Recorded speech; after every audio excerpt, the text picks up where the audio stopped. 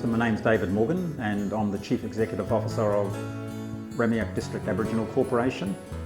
I've worked for the last 30 years with Aboriginal controlled organisations, primarily within the health but also within some health research areas.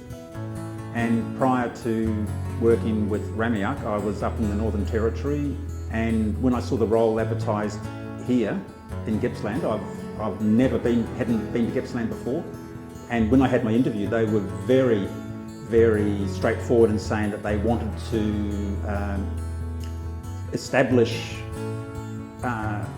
businesses that would produce surplus funds that could be then reinvested back into the community, and so that the community could become very much in control of their own destiny as far as health and well-being was concerned.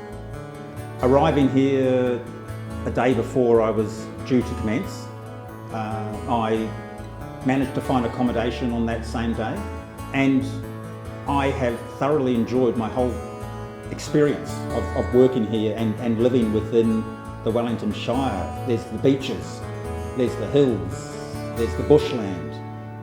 There's just so much to offer, and yet you're still only 2 and a bit hours away from Melbourne. It's just such a fantastic place to live. I'm out bush most weekends.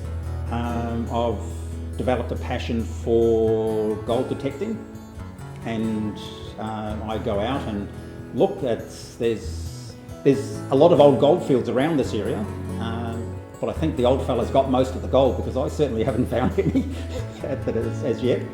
But it is interesting, and when you go out and you go to some of these bush areas and you drive out there in a nice 4-wheel drive vehicle, and then you start walking around and you think, crumbs, these old guys were out here back in the 1850s, 60s and 70s on foot. It is really interesting to see some of the history that's in this area. It is absolutely full of it. 40 k's away is Bragalong, and going up Freestone Creek and up into the hills there, that's such a lovely little area.